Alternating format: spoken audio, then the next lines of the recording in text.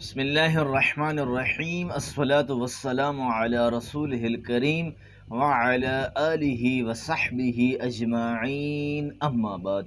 محترم بھائیوں اور دوستوں، سابقہ ویڈیو میں ہم نے انجینئر محمد علی مرزا صاحب کی نسبت سے ایک بات کی اور ان کی خدمت میں گزارشات کی کہ وہ یہ الفاظ نہ کہیں کہ اکابرین نے کام ڈالا ہے، اس سے بدنیتی کی بو آتی ہے۔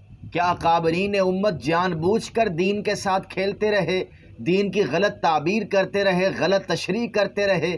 بعض الفاظ منفی تاثر دیتے ہیں، حالانکہ میں واضح کر چکا ہوں کہ انجینئر صاحب نے خود اس بیان کو ڈسکس کیا کہ نیت کے فیصلے ہم نہیں کریں گے، آخرت کا فیصلہ ہم نہیں کریں گے، لیکن ان کے فقرات جو سنٹینسز انہوں نے یوز کیے ہیں اکابرین سے متعلق کہ بابوں کا خدا اور ہے، کتابوں کا خدا اور، یہ تاثر یہی دیتے ہیں کہ وہ بدنیت تھے، جان بوجھ کر فقہائے اسلام اور علماء اسلام دین کے ساتھ کھیلتے رہے۔ تو اگر ہم ان الفاظ پر غور کر لیں تو بڑی اچھی بات ہے۔ میں آج انجینئر صاحب سے متعلق ایک بات کرنا چاہوں گا۔ انجینئر صاحب نے اپنے کسی لیکچر میں یہ کہا کہ ہمارے کسی بابے کی غلطی نکالے، ہم قرآن کو مانتے ہیں، حدیث کو مانتے ہیں، دکھائیں حدیث سے متعلق یا کسی کی ذاتی رائے کو اگر ہم نے تسلیم کیا ہو۔ یہ بالمفہوم میں بات کر رہا ہوں، ان کے الفاظ تو کچھ اور تھے، لیکن سننے والے سمجھ گئے ہوں گے کہ انجینئر صاحب کیا کہنا چاہتے ہیں کہ ہمارے بابے کی کوئی غلطی نکالیں۔ تو انشاءاللہ میں آج واضح کرتا ہوں کہ انجینئر صاحب ویسے تو قرآن حدیث کو مانتے ہیں، کسی کی ذاتی رائے کو نہیں مانتے، لیکن بعض اوقات ایسا ہو جاتا ہے وہ ایک حدیث کثرت سے بیان کرتے ہیں، کثرت کے ساتھ، حالانکہ اس حدیث میں کسی کا ذاتی بیان بھی شامل ہو گیا ہے، لیکن انجینئر صاحب نے علوم الحدیث کو سامنے رکھتے ہوئے اس کو ڈسکس نہیں کیا، کبھی ڈسکس نہیں کیا۔ اب میں جس بابے کا تذکرہ کرنے لگا ہوں وہ پوری امت کے ابا جی ہیں، اہل سنت ان کو حدیث میں اپنا امام مانتے ہیں، وہ دیوبندی ہو، بریلوی ہو، اہل حدیث ہو، بالخصوص مرزا صاحب بھی کیوں نہ ہوں، سب حدیث میں ان کو اپنا امام مانتے ہیں۔ میں بات کرنے لگا ہوں امام زہری کے بارے میں، حدیث کے بہت بڑے امام ہیں۔ انجینئر صاحب نے حدیث باغ فدق بیان کرتے ہوئے سیدنا علی کی ناراضگی کا تذکرہ کیا کہ وہ حضرت ابو بکر سے 6 ماہ تک ناراض رہے، پھر سیدہ فاطمہ کی وفات کے بعد حضرت ابو بکر کو گھر بلا کر اپنی ناراضگی کا تذکرہ کیا، ذکر کیا کہ میں ناراض کیوں تھا، اس کی وجہ بیان کی۔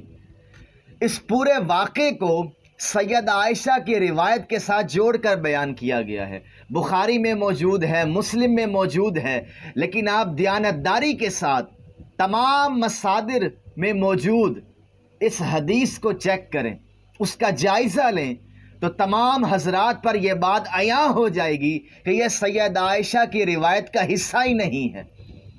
میں اس پر کئی بار بات کر چکا ہوں، میں انشاءاللہ حوالہ جات ڈسپلے کر دوں گا، محدثین نے کیا کہا ہے، علماء اس بارے میں کیا رائے رکھتے ہیں۔ انجینئر صاحب سے مخاطب ہوں کہ سیدہ عائشہ کی جو روایت ہے وہ یہاں پر ختم ہو جاتی ہے کہ انبیاء کا کوئی وارث نہیں، انبیاء جو چھوڑ کے جائیں وہ صدقہ ہے، ہاں آل محمد اس مال میں سے کھا سکتی ہے۔ اب یہاں پر کوئی میرا شیعہ بھائی پورا بیان نظر انداز کر کے اس مسئلے کو لے کر نہ بیٹھ جائے، میں میراث نبوت پر گفتگو نہیں کر رہا، نہ مسئلہ فدق پر بات کر رہا ہوں۔ انجینئر صاحب نے مولا علی سے متعلق اسی روایت کا ایک حصہ پڑھ کر سنایا کہ مولا علی 6 ماہ تک ناراض رہے اور 6 ماہ کے بعد ابو بکر کی بیعت کی۔ یہ بی بی عائشہ کے الفاظ نہیں ہیں، یہ امام زہری کی ذاتی رائے ہے۔ آپ حدیث کی کتابیں اٹھائیں، جہاں بھی یہ روایت بیان ہوئی ہے، اس بیان سے پہلے قالا کے الفاظ آئے ہیں کہ اس مرد نے کہا، آگے پھر یہ پورا واقعہ ہے، بی بی عائشہ کی بات نہیں ہو رہی۔ اب یہ درمیان میں کون ہے جو یہ کہہ کر ایک اور بات کر رہا ہے؟ یہ امام زہری ہیں، اور قالا کہنے والا امام زہری کا شاگرد معمر بن راشد ہے کہ میرے استاد نے آگے یہ کہا۔ امام زہری کی یہ عادت تھی کہ وہ حدیث بیان کرتے ہوئے اس کی تشریح کر دیتے تھے، اپنے طرف سے بات کر دیتے تھے کہ اس کی مزید یہ وضاحت ہے، لیکن تصریح نہیں کرتے تھے کہ یہ میرے الفاظ ہیں۔ سننے والے کو مغالطہ لگ جاتا تھا کہ یہ اسی حدیث کا حصہ ہے۔ تو انجینئر صاحب اس کا جواب دیں کہ وہ امام زہری کی ذاتی رائے کو کیوں مانے ہوئے ہیں؟ جی حضرت علی نے 6 ماہ کے بعد بیعت کی، حضرت ابو بکر سے 6 ماہ تک وہ ناراض رہے، سقیفہ میں معاملہ خراب ہوا۔ کیا خراب ہوا؟ پہلے دن ہی ابو بکر نے بیعت کی ہے، پہلے دن ہی۔ امام بیہقی کو پڑھیں، ابن حجر اسقلانی کو پڑھیں، حافظ ابن کثیر کو پڑھیں۔ یعنی کہ علم کی آداب کیا ہیں، تاریخی روایتوں کو کس طرح سے ہم قبول کریں گے، یہ امام زہری کی ذاتی رائے ہے۔ مولا علی سے متعلق جو روایت ہے زید بن ارقم کی کہ سب سے پہلے مولا علی نے اسلام قبول کیا، اور آگے روایت کے الفاظ ابراہیم نخعی کہتے ہیں کہ حضرت ابو بکر نے اسلام قبول کیا۔ اس پر انجینئر صاحب نے کیا جواب دیا کہ ابراہیم نخعی کی وہ ذاتی رائے ہے، ہم زید بن ارقم کی بات مانیں گے۔ تو یہاں پر آپ امام زہری کی ذاتی رائے کو کیوں مان رہے ہیں؟ آئینہ بات مرزا صاحب کے بابے کی، یہ غلطی ہے۔ ہم امام زہری کی اس رائے کو نہیں تسلیم کرتے۔ محدثین کے مابین اختلاف ہوا ہے، انجینئر صاحب امام بیہقی کی رائے کو نہیں لے رہے، زہری کی رائے کو ترجیح دے رہے ہیں۔ اصول بیان کریں، بنائے استدلال پر غور کریں، بتائیں ہمیں کہ انہوں نے کس اصول پر زہری کی ذاتی رائے کو اختیار کر لیا اور امام بیہقی کی رائے کو چھوڑ دیا۔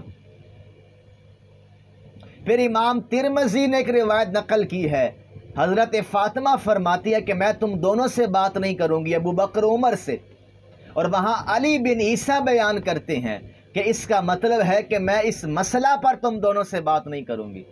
یہ بھی انجینئر صاحب نے کبھی نہیں بتایا۔ اب یہ انجینئر صاحب کے بابے ہیں، کاپی رائٹ ان کے پاس ہے، جس طرح وہ کھل کر خود کو محدثین کا وارث کہتے ہیں۔ غیر محسوس اور غیر الفاظ تو اس طرح کی کبھی انہوں نے استعمال نہیں کیے، لیکن تاثر یہی دیتے ہیں کہ ہمارے امام، ہمارے بابے جن کی کتابیں ہماری ٹیبل پر پڑی ہیں، یہ الفاظ تو ان کی ہیں۔ تو یہ ساری باتیں آپ کے بابوں نے کی ہیں، آپ نے کبھی بیان نہیں کی۔ یا کہیں یہ غلطی ہے، چلے زہری کی غلطی تو ثابت ہو گئی۔ پھر منکرین حدیث نے تو پوری حدیث کا ہی انکار کر دیا۔ آپ انکار حدیث کا جواب دیں۔ منکر حدیث کہہ کر کیا سوال ختم ہو جائے گا؟ سوال تو اسی طرح کھڑا رہے گا۔ انہوں نے کیا کہا، کس انداز میں کہا، بلکہ امام بیہقی نے تو پوری بحث کر دی کہ یہ منقطع قول ہے۔ امام زہری سے پوچھا تھا کہ بنو ہاشم میں سے کسی نے بیعت نہیں کی تھی؟ امام زہری نے کہا کسی نے بیعت نہیں کی تھی۔ اب امام زہری سند بیان نہیں کر رہے، اپنی طرف سے بات کر رہے ہیں۔ تو یہ امام زہری کی ذاتی رائے ہے۔ مولا علی پہلے دن ہی حضرت ابو بکر کی بیعت کرتے ہیں، تمام محدثین اس کو بیان کر رہے ہیں۔ تو امام زہری کی ذاتی رائے سامنے آ گئی۔ اب انجینئر صاحب کا حق بنتا ہے کہ وہ رجوع ریکارڈ کروائیں۔ یہ 6 ماہ والا جو قول آپ بار بار بیان کرتے ہیں بخاری کا نام لے کر، بخاری میں بھی قالا لکھا ہوا ہے، مسلم میں بھی قالا ہے،